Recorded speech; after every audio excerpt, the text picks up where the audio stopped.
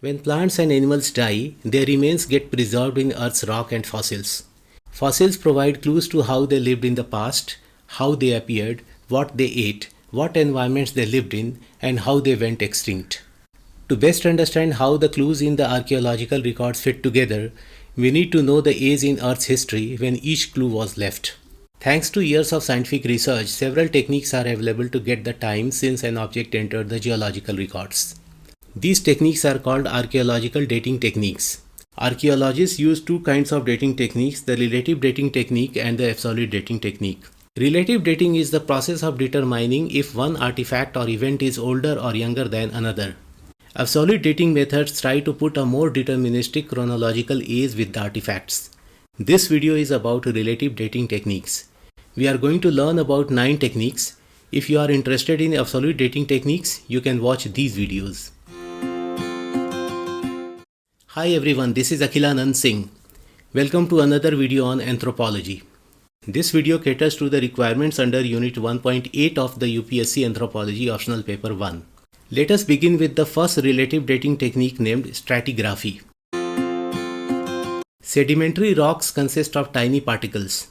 Environmental elements such as wind and water transport these particles to places where they accumulate. A layer of sedimentary rock is called a stratum. Layers on top of one another are called strata. Stratigraphy is the study of these layers to determine the sequence of different aspects of ancient landscape over time. In 1669, scientist Nicholas Steno proposed principles of stratigraphy that are fundamental to relative dating.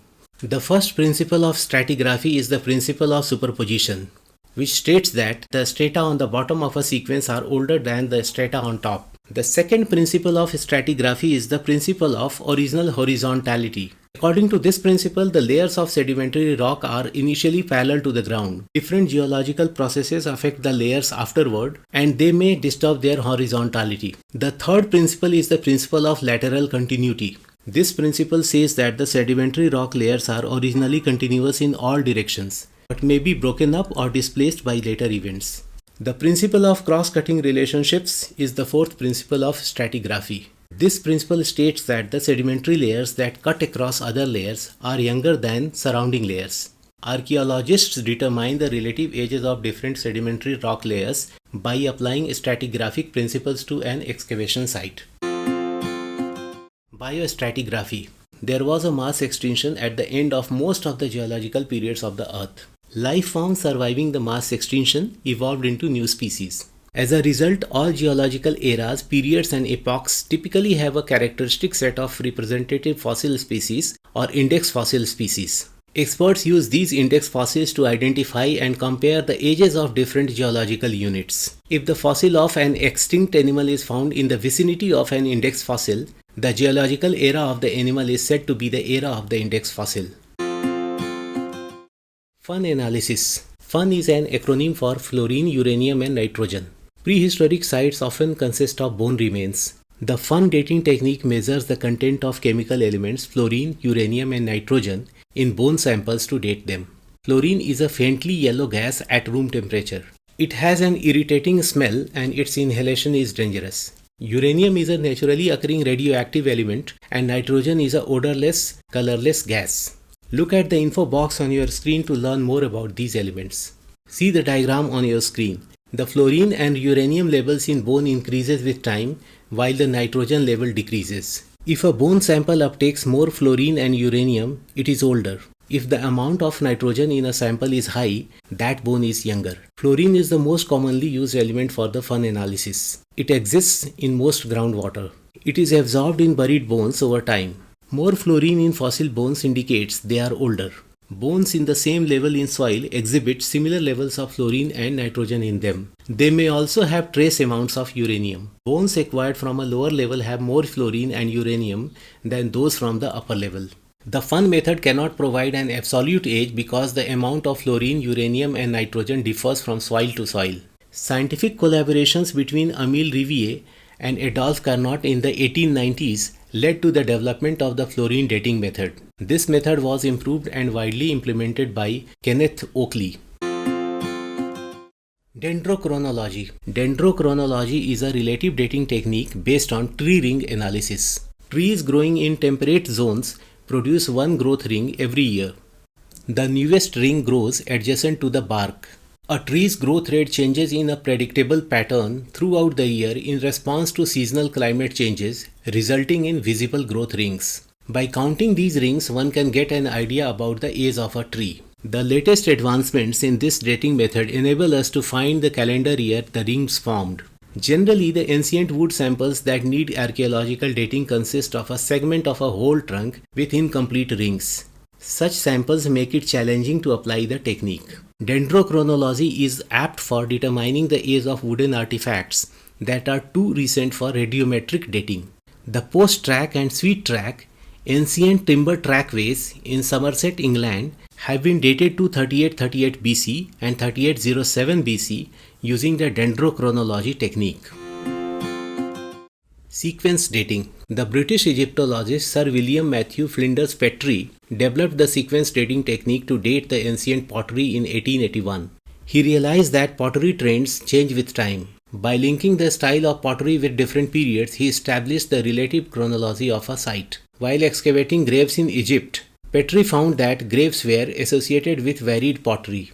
He analyzed the features of pottery such as the handles of pots and determined a sequence based on changes in design. The changes progressed from functional entities to elaborate decorations. The great anthropologist Kroeber applied this method later in determining the relative age of some sites in southwestern United States, Mexico, and Peru. Patination. Patination is an effective technique for relative dating of stone artifacts. Patination means chemical alteration of rock surfaces exposed to atmospheric conditions. The amount of patina on a stone is an index of its age. Look at the pillar image on top right corner of your screen and the image of a statue in Lisbon on the bottom left. They show a greenish patina accumulated over their surface. This technique is apt for sites having a long sequence of stones at different layers. Stone artifacts at the bottom level generally have more patina than those at the upper levels. Ancient stone tools retrieved from river gravels or lakes can be classified based on relative amounts of patina. Professor A.J.H. Goodwin of Africa worked extensively on patination in the 1950s. Glottochronology.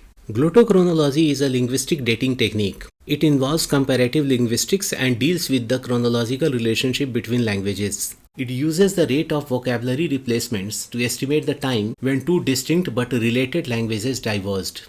The American linguist Maurice Schwartz developed the glottochronology technique in 1950s. Schwartz suggested that all languages have a relatively stable basic vocabulary that stays constant through time. This basic vocabulary is known as the Schwartz list. He believed that the replacement of words in languages happen at a fixed rate over time. Schwartz developed an equation to determine when two languages separated. Glottochronology tracks language separation from thousands of years ago.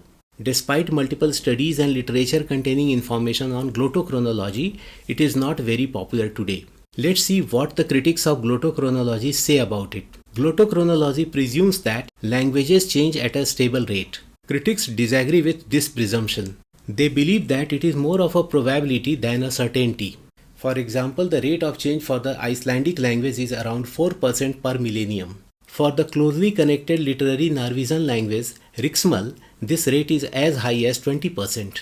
These percentages deviate a lot from Schwartz's constant rate of change of 14% per millennium.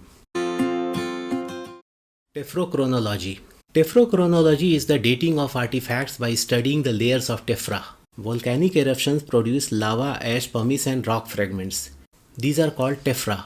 Tephra also contains volcanic glass. The chemical composition of tephra glass material is unique to each eruption, like a fingerprint. Scientists uniquely link geologic layers containing this glass material to specific time and locations.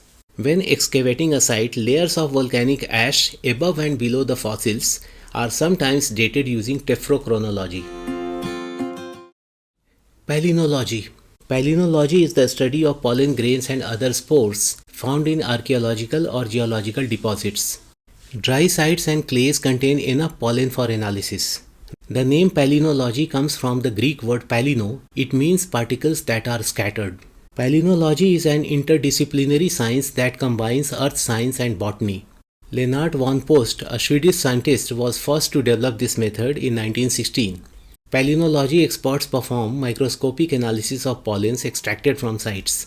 They match pollens with related known regional pollen sequences. Through this, they arrive at a date. The archaeological site at Chokotian in China utilized the pollen analysis method. That's all for this video. Let me know in the comments if it is helpful for you. Do check my videos on radiometric and non-radiometric dating methods. They will help you establish a comprehensive understanding of the topic. Thank you.